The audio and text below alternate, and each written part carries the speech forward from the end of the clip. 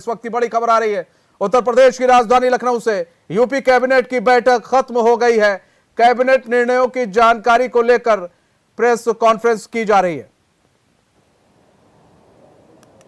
ये 13 नंबर उत्तर प्रदेश अंतर्देशीय जलमार्ग प्राधिकरण वाला ये डिफर हुआ है। ये उत्तर प्रदेश जनपद पीलीभीत की नर्सरी तहसील अमरिया, ये निःशुल्क भूमि जो है वो नई तहसील में जनपद पीलीभीत की नर्सरी तहसील अमरिया के अनावासीय भवन के निर्माण हेतु सिंचाई विभाग के नाम राजस्व अभिलेखों में अंकित ग्राम अमरिया स्थित गाटा संख्या 290 रकबा 1.12 हेक्टेयर नॉन जेडे भूमि जो सिंचाई विभाग की नहर कोठी के नाम दर्ज है अभिलेख है तथा भूमि पर निर्मित भवन राजस्व विभाग को निःशुल्क हस्तांतरित किया जा रहा है। इसमें हेरिटेज बिल्डिंग है, वो लोग इसको मेंटेन भी करेंगे, राजस्व विभाग वाले निःशुल्क दिया जाए। जनपद कुशीनगर में एक 1026 बंदी क्षमता की एक कारागार के लिए आज मंत्री परिषद ने स्वीकृति प्रदान कर दी है। ये 228 करोड़ 31 लाख 52 2 साल के अंदर ये बनकर तैयार होगी। अभी तक यहाँ 228 करोड़ 31 लाख 52 अभी तक 26 हेक्टेयर जमीन है 3 गांव की। ये नवीन कारागार बनेगी। लगभग 66 एकड़ है 26 हेक्टेयर और ये ग्राम लमुहा, ग्राम केवल छपरा तथा ग्राम भटवलिया 2 साल के अंदर इसका बनना प्रस्तावित है।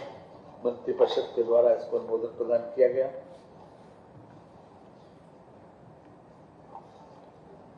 ये औपचारिक है। इस पर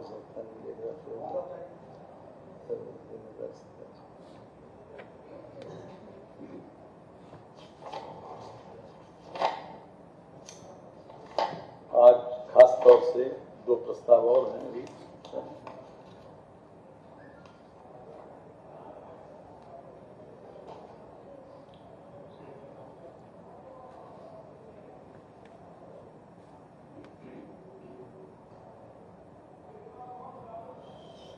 ये इलेक्ट्रॉनिक वेइंग मशीन सहित ई पास मशीनों की स्थापना व संचालन पर निविदा के माध्यम से प्राप्त न्यूनतम दर के अनुसार लगभग 142 करोड़ का वार्षिक व्यय इस पर आएगा। 50% की भागीदारी भारत सरकार की है।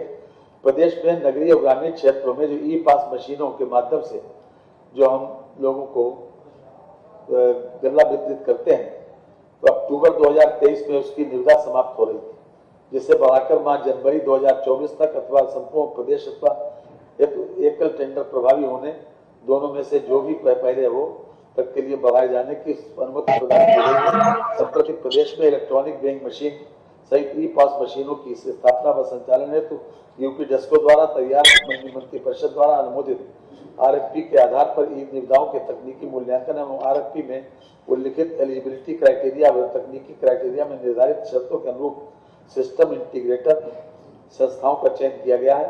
इन सिस्टम संस्थाओं के चयन उनके ग्रुप कार्य योजना का आवंटन तथा त्रिपक्षीय अनुबंध निष्पादित किए जाने पर माननीय मंत्री परिषद के द्वारा अनुमोदन प्रदान किया गया। ये हम आपको दे भी देंगे। पब्लिक प्राइवेट पार्टनरशिप, ये राजकीय पॉलिटेक्निक में पब्लिक प्राइवेट पार्टनरशिप के माध्यम से राजकीय पॉलिटेक्निक प्रशिक्षण संस्थानों का संचालन निजी सहभागिता से किए जाने के संबंध में ये भी अपने आप में जो हमारा ITI उनको PPP मॉडल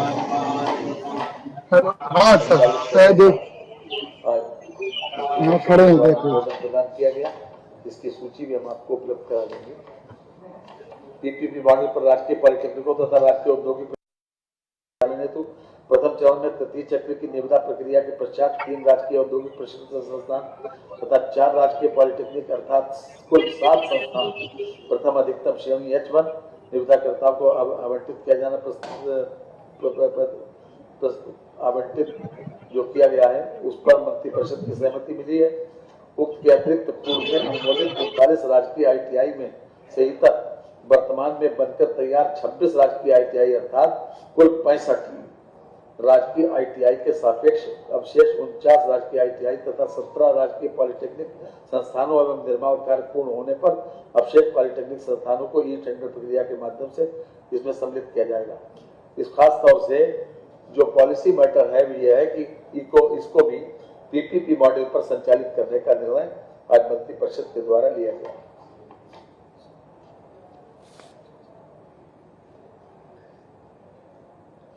इसमें खास बात यह है कि प्रति पॉलिटेक्निक लगभग 64 एवं प्रति ITI लगभग 50 लोगों को निजी सहभागियों द्वारा रोजगार प्रदान किया जाएगा।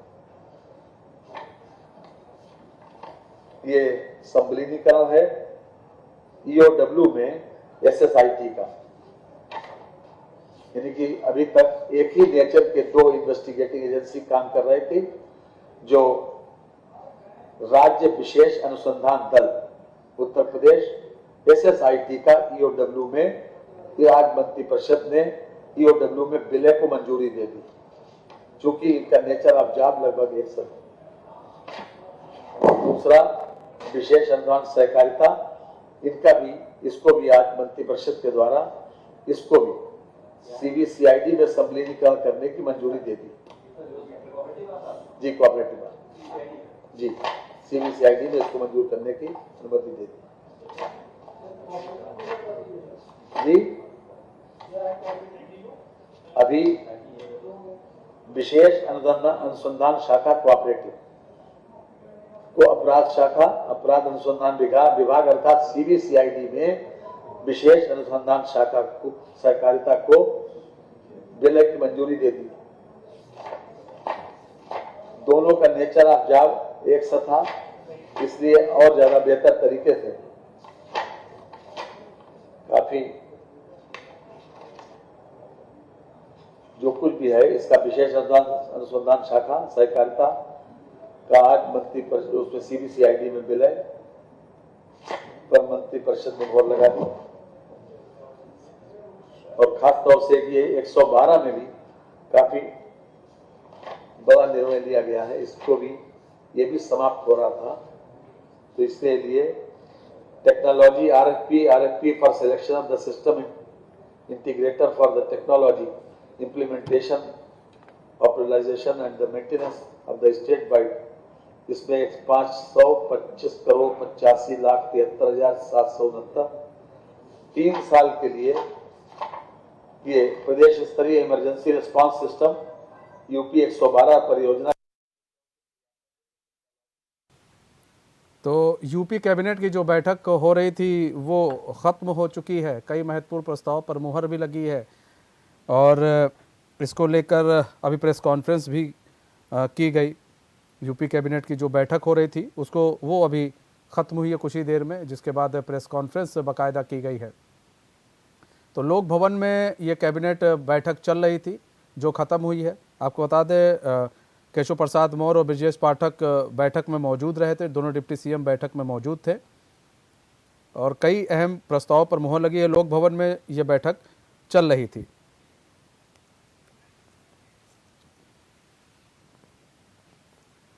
हमारे साथ हमारे संवाददाता जय त्रिपाठी जुड़ चुके हैं पूरी जानकारी के साथ। तो जय, लखनऊ में बैठक चल रही थी, कैबिनेट बैठक, वो खत्म हो चली है, अब क्या कुछ बैठक में निकलकर सामने आया है, किन महत्वपूर्ण फैसलों पर जो है मुहर लगी है? देखिए मनीष, जिस तरीके से बात किया जाए तो जिस तरीके से आज यूपी कैबिनेट की बैठक लोक भवन में संपन्न हुई है, वहां पर मुख्यमंत्री योगी आदित्यनाथ की अध्यक्षता में ये कैबिनेट बैठक को कहीं ना कहीं संपन्न किया गया। वहीं आपको बताते चले कि जिस तरीके से उसमें बैठक में उप मुख्यमंत्री ब्रजेश पाठक और केशव प्रसाद मौर्य भी मौजूद रहे। लगातार अगर हम चर्चाओं की बात करें तो कहीं ना कहीं चर्चाएं, लगता है संपर्क टूट गया है, हम दोबारा संपर्क साधने की कोशिश करते हैं। सर आपकी तरफ से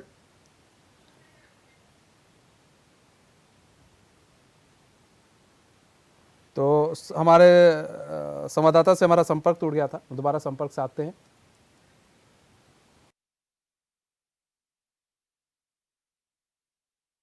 संपर्क जुड़ गया हमारे संवाददाता से। जय, किन महत्वपूर्ण फैसलों पर मुहर लगी है?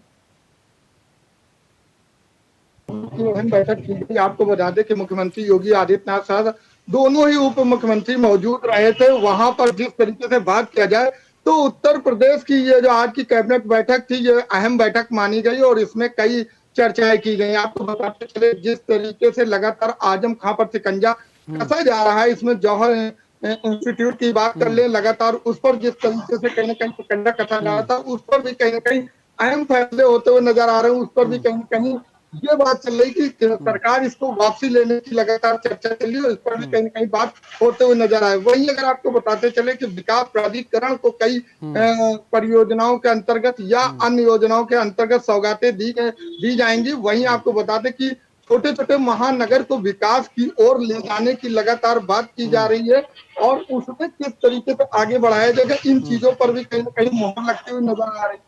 वहीं आपको बता दें कई ऐसी कंपनियां थी, चाहे हम फॉर्च्यून की बात कर ले, चाहे सैमसंग की बात कर ले, कई ऐसी कंपनियां थी जहां पर उन लोगों को सब्सिडी की भी लगातार कहीं ना कहीं चर्चा चल रही थी, उस पर भी कहीं ना कहीं मोहर लगती हुई नजर आ रही थी। तो ऐसे आपको बताते चले कि कई ऐसी चीजें हैं, मिर्जापुर की बात करते हैं, अन्य कई जगहें हैं जहां पर लगातार विकास की बात। भाई जौहर यूनिवर्सिटी, अभी उसी पर हमारी आपकी चर्चा भी हो रही थी।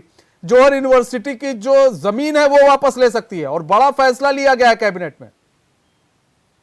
बिल्कुल मनीष, जिस तरीके से बात किया जाए तो आज की कैबिनेट के अहम बैठक में इस चीज की लगातार चर्चा चल रही थी कि जौहर टेस्ट के जिस तरीके से अनलीगल तौर पर जिस तरीके से वहां पर निर्माण किया गया है, उसको कहीं न कहीं तैयार किया गया। आजम खां का अगर देखा जाए तो एक बड़ा अस्तित्व वहां उस इंस्टीट्यूट से बनता हुआ नजर आ रहा है। तो जौहर टेस्ट की जिस तरीके की बात है तो 100 करोड़ से भी ज्यादा कहीं ना कहीं उस पर आए कि मामले को लेकर बताया जा रहा है। उस पर लगातार अगर बात करें तो कहीं ना कहीं इस तरीके की चर्चाएं चल रही थी और वहीं हम बात करते चले तो कहीं ना कहीं एक बड़ा फैसला कि कहीं ना कहीं सरकार ने जो है जौहर इंस्टीट्यूट को अपने उसमें ले लिया है।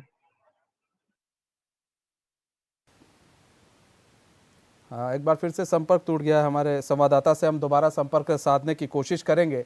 तो देखिए सवाल कई है और आपको बता दें कई ऐसी खबरें भी आ रही हैं और आ रही थी कि जो जौहर यूनिवर्सिटी है उसको लेकर सरकार कुछ बड़ा फैसला ले सकती है और सरकार ने जो है इसको लेकर बड़ा फैसला भी लिया है। सरकार ने जौहर यूनिवर्सिटी को लेकर बड़ा फैसला लिया है। तो हमारे साथ एक बार फिर से हमारे संवाददाता जुड़ चुके हैं। जय, अपनी बात पूरी करें। देखिए मैंने जिस तरीके से बात करा तो कैबिनेट की अहम बैठक में लगातार ये चर्चा चल रही थी कि किस तरीके से इस साम्राज्य को बनाया गया। जौहर टेस्ट को लेकर आजम खां कहीं ना कहीं सुर्खियों में रहे थे और जिस तरीके बात किया जाए तो उसको कहीं ना कहीं अनलीगल लगातार ठहराया जा रहा था। उस पर चर्चाएं भी चल रही थी, लगातार उस पर कहीं ना कहीं जांच भी चल रही थी और इन मामलों को लेकर कहीं ना कहीं आजम खां भी सिक्के पर शिकंजा कसता हुआ नजर आया। ऐसे में किस तरीके से संपत्ति को लेकर कहीं ना कहीं वापसी की बात हो रही थी, तो वो चर्चा चल रही थी और ये सरकार ने एक बड़ा फैसला ले लिया कि जो जौहर टेस्ट की जो भी संपत्ति है, इन संपत्ति को कहीं ना कहीं सरकारी उसमें वापसी ले ली गई है। अब देखना ये होगा कि जिस तरीके से कहीं ना कहीं आजम खां पर लगातार शिकंजा कसे जा रहे हैं, उसमें जो जौहर टेस्ट थी ये बड़ी कहीं ना कहीं उनसे मानी जाती थी, उस पर सरकार ने मुहर लगाते हुए नजर आ गए इसकी वापसी को लेकर। वहीं आपको बताते चले कई ऐसी चीजें हैं जिस पर लगातार मोहर चलती हुई नजर आ रही। विकास की बात करें तो लगातार विकास के छोटे महानगरों से लेकर बड़े शहरों तक विकास की बात करते हुए कहीं न कहीं मोहर लगती हुई नजर आ रही। कई बड़ी परियोजनाओं के अंतर्गत कहीं न कहीं आगे बढ़ावा देने पर मोहर लगती हुई नजर आई। सब्सिडी की बात कर ले, कई कंपनियों को सब्सिडी को लेकर बात चल रही थी, उन सब्सिडियों पर कहीं न कहीं मोहर लगती हुई नजर आ रही थी। तो आज की जो कैबिनेट बैठक थी कहीं न कहीं मनीष अगर माना जाए तो वो लगातार युवाओं को लेकर और नौजवानों को लेकर, महिलाओं को लेकर और बुजुर्ग लोग को लेकर लगातार कहीं न कहीं पर ध्यान दिया गया और ये ध्यान दिया गया कि आखिर किन किन चीजों पर ध्यान देना चाहिए और आखिर उत्तर प्रदेश किस तरीके से उत्तम प्रदेश बने, इन चीजों पर विशेष ध्यान दिया गया। तो लगातार इन चीजों पर आज चर्चा हुई और अहम बैठक की गई और अहम जी इनपुट है वो भी मिल रहा है कि भाई ये भी इस पर भी लगी है मुहर कि अतीक अशरफ की जो बेनामी संपत्तियां हैं अब उसको जो है सरकार देख रही है और फिर उसको अपने कब्जे में लेगी जितनी बेनामी संपत्तियां हैं, क्योंकि सरकार को भी मालूम है कुछ ऐसे इनपुट मिल रहे हैं कि वो संपत्तियां खुर्द-बुर्द की जा सकती हैं, उसे बेचा जा सकता है। तो ऐसे में ये एक बड़ा फैसला इसमें लिया गया है कि जितनी संपत्तियां हैं सबको जब्त कर लिया जाए, अतीक और अशरफ की जो बेनामी संपत्तियां हैं। बिल्कुल मनीष, जिस तरीके से बात किया जाए तो मुख्यमंत्री योगी आदित्यनाथ ने पहले ही कहीं ना कहीं एक बार विधानसभा में खड़े होकर बड़ी तेज गर्जना के साथ कहा था कि कोई भी अपराधी बख्शा नहीं जाएगा, भ्रष्टाचारी भ्रष्टाचार करते हुए कहीं ना कहीं जेल के अंदर होंगे। अगर अपराध कर रहे हैं तो या तो वो उत्तर प्रदेश को छोड़ दें या फिर वो सीधे जेल का रास्ता उनको नजर आएगा। तो ऐसे में माना जाए तो कहीं ना कहीं इस पर मुख्यमंत्री योगी आदित्यनाथ काम करते हुए नजर आए। चाहे जिस अपराधी की बात कर ले तो आज वो अपराधी कहीं ना डरा हुआ और सहमा हुआ है, या तो वो उत्तर प्रदेश से बाहर की तरफ रास्ता देख रहा है या फिर आज की डेट में जेल के अंदर है। ऐसे में मामला ये आता है कि जब ये लोगों पर किस तरीके से बेनामी संपत्ति है, जिन संपत्ति को इन लोगों ने इकट्ठा कर लिया है, आखिर जिस तरीके से इस पर अपराधियों ने अपना साम्राज्य बनाया था उसको सरकार किस तरीके से इस पर कार्य करे, तो कहीं ना कहीं माना जाए तो उसमें कहीं ना कहीं अतीक अहमद की ऐसी संपत्तियां हैं जिस पर माना जा रहा था लगातार कहीं ना कहीं आपराधिक प्रवृत्ति द्वारा इसको बनाया गया है। और इस पर लगातार अगर बात करें तो सरकार इस पर चर्चा कर रही थी और कहीं ना कहीं आज एक बड़ा निर्णय ले लिया गया कि इन संपत्तियों को कहीं ना कहीं जब्त करते हुए नजर आया जाए। तो कुल मिला के मनीष जी माना जाए तो आज का जो कैबिनेट अहम बैठक थी, इस बैठक में कई बड़े बड़े चर्चाएं किए गए और सबसे बड़ी बात किया जाए तो जो उत्तर प्रदेश को अपराध मुक्त बनाने की बात की जा रही थी उसमें कहीं ना कहीं आज बड़ी अहम भूमिका निभाते हुए नजर आई गई। और उसमें लगातार जिस तरीके की बेनामी संपत्तियां या आपराधिक प्रवृत्ति की हम बात कर ले, जिस तरीके की संपत्तियों से लगातार लोग आगे बढ़ रहे थे उस पर सरकार शिकंजा कसती हुई नजर आई। अब जल्द ही कहीं ना कहीं देखने को मिलेगा जिस तरीके से लगातार अपराधी एक के बाद एक भूमाफिया बनते हो, इस तरीके। ठीक है जय, ठीक है जय, समय कम है मेरे पास। बहुत बहुत धन्यवाद हमारे साथ जुड़ने के लिए और तमाम जानकारी साझा करने के लिए। तो यूपी कैबिनेट की जो बैठक थी वो खत्म हो चुकी है, कई अहम प्रस्तावों पर मुहर लगी है। हमने आपको जैसा बताया कि अतीक अहमद और अशरफ की कई बेनामी संपत्तियां हैं, अब उसे जो है जल्द से जल्द चिन्हित किया जा रहा है। कानपुर नोएडा में कई हजार करोड़ की जो संपत्तियां हैं अतीक अहमद की, उनको चिन्हित कर लिया गया है। तो कई अहम प्रस्तावों पर जो है मुहर लग गई है।